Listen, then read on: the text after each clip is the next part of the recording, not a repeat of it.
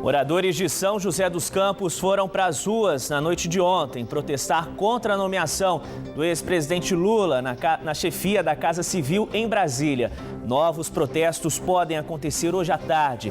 Posse aconteceu na manhã de hoje e já foi suspensa por liminar da Justiça de Brasília. Deputados da região comentam a movimentação política do país. Chuva causa estragos em Piquete. Choveu mais de 100 milímetros na noite de ontem e o rio que corta a cidade transbordou. Prefeito afastado de São Luís do Paraitinga desaparece da cidade. O vice ainda não tomou posse. Reunião na tarde de hoje no Fórum da cidade pode resolver o impasse. Agora, no Band Cidade, primeira edição.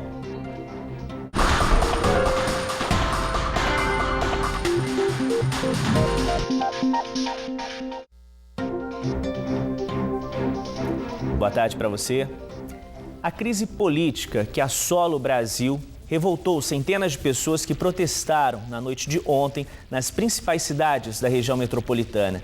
Os protestos, mais uma vez, foram contra o governo federal e o ex-presidente Lula, que assumiu o cargo de ministro-chefe da Casa Civil na manhã de hoje. Em São José dos Campos, a manifestação reuniu cerca de 350 pessoas, de acordo com os organizadores. A maioria usava as cores verde e amarelo. Muitos levaram bandeiras e até panelas. O trânsito ficou complicado em algumas avenidas da região central e muitos motoristas aderiram com um buzinaço. Pouco depois das 11 da noite, cerca de 100 manifestantes fecharam a rodovia Presidente Dutra, na altura do quilômetro 149. As pistas Expressa e Marginal ficaram interditadas por cerca de 40 minutos e só foram liberadas com a presença da Polícia Rodoviária Federal. O congestionamento chegou a 1 quilômetro no sentido São Paulo e 2 quilômetros no sentido Rio. No Jardim das Indústrias, região sul de São José dos Campos, também houve panelaço em protesto ao governo federal.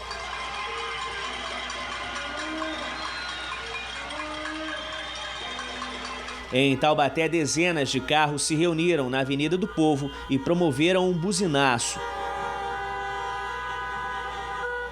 Os movimentos em São José dos Campos e Taubaté foram pacíficos.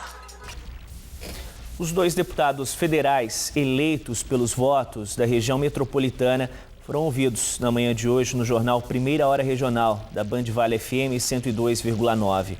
Para o deputado Flavinho, do PSB, o país viveu ontem um dos mais tristes episódios da história, o envolvimento suspeito das principais lideranças políticas da nação. De fato, foi um dia histórico e, infelizmente, escrevemos um dia triste, né? Uma história triste para o nosso país. De fato, esse cidadão chamado Lula, ele extrapolou todos os limites legais, morais e éticos do nosso país, né? Um cidadão que usa de tão baixo calão para falar com o presidente da República, para se dirigir à população e até os mais simples, os mais pobres, da forma com que ele se dirige. Isso ele não faz na mídia, claro, né? Ele faz nos bastidores, mas realmente foi um dia muito triste. Nós vimos pela fala da presidente Dilma Rousseff ontem, que é uma mulher acuada, uma mulher frágil, mas não fragilizada pela feminilidade, seja por uma situação, quem sabe, de saúde, não. Ela está fragilizada porque, de fato, ela é incompetente e já demonstrou isso que o nosso país está quebrado, destruído. O deputado federal Eduardo Cury, do PSDB, criticou a forma como a presidente Dilma Rousseff tentou blindar o novo ministro-chefe da Casa Civil, Luiz Inácio Lula da Silva, empossado hoje. O tucano disse que não vê outro caminho que não seja a prisão do ex-presidente da República. A prisão do Lula é inevitável, ela acontecerá, na minha opinião, não há como não acontecer. Pode ser que os primeiros pedidos sejam negados, mas fatalmente nos próximos dias, nas próximas semanas, algum deles será, porque ele afrontou todo o judiciário, ele afrontou a classe política, ele afrontou as gravações, mostram o enorme desprezo que ele tem por todos, a enorme arrogância que ele tem. Ele distrata seus aliados, ele distrata a própria presidente, ele distrata, ou seja, é uma coisa dos mais tristes que nós ouvimos nos últimos anos. Agora à tarde deve acontecer uma manifestação na Praça Afonso Pena, no centro de São José dos Campos, contrária aos atos do governo federal. A amanhã deve acontecer uma manifestação na Avenida Paulista, em São Paulo. Simpatizantes do governo e do Partido dos Trabalhadores na região devem se dirigir de ônibus para a capital paulista. A Bovespa, Bolsa de Valores de São Paulo, abriu em forte alta e, no momento, sobe cerca de 6%. O dólar opera agora com queda de mais de 2%. Para falar mais sobre essa instabilidade política e econômica no nosso país, nós recebemos o advogado especialista em direito constitucional, Ricardo Murat, professor da Universidade de Taubaté. Boa tarde, doutor. Boa tarde. Doutor, primeiro, vamos começar falando dos grampos telefônicos que foi autorizado pela Justiça. Há ilegalidade nesses grampos telefônicos que revelaram conversas do ex-presidente Lula com diversas autoridades, inclusive com a presidente Dilma Rousseff?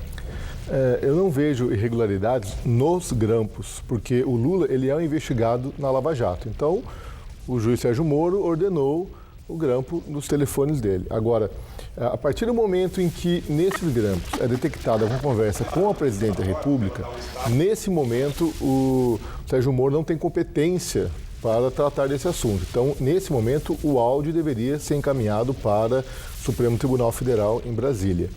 Então, a ilegalidade talvez não esteja no grampo, mas a divulgação dos autos é que os juristas estão discutindo hoje se esse foi um ato legal ou não. Agora, hoje, às 10 da manhã, o ex-presidente foi nomeado ministro-chefe da Casa Civil, mas agora há pouco uma notícia mudou os rumos disso daí. O juiz Itagiba Catapreta Neto, de Brasília, assinou há pouco uma liminar que suspendeu a nomeação do ex-presidente, alegando a possibilidade de haver crimes de responsabilidade. O senhor analisa essa notícia? Foi intentada uma ação popular. A ação popular começa em primeira instância, lá na Justiça Federal de Brasília, e o juiz entendeu que deve ser suspenso o ato. Por quê?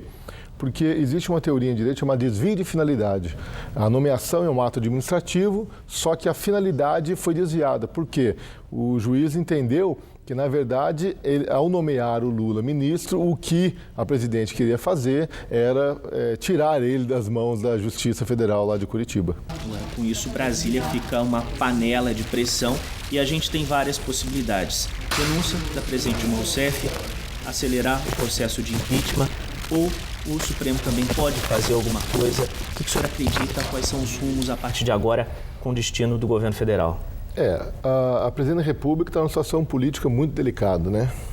Ela pode renunciar, mas isso é pouco provável, né? Vimos hoje na nomeação do Lula aí que ela provavelmente pouco vai fazer disso. Agora, o processo de impeachment já corre na Câmara dos Deputados, só que ele tem que ser aprovado na Câmara. A abertura do processo tem que ser aprovada pela Câmara dos Deputados em 2/3.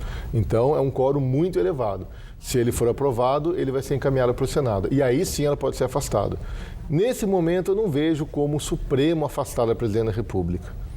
Eu penso que pode ocorrer do processo de impeachment ela acabar sendo afastada. Ou então, o Tribunal Superior Eleitoral, porque ela também responde um processo lá por irregularidades na campanha. Aí sai ela e o Temer.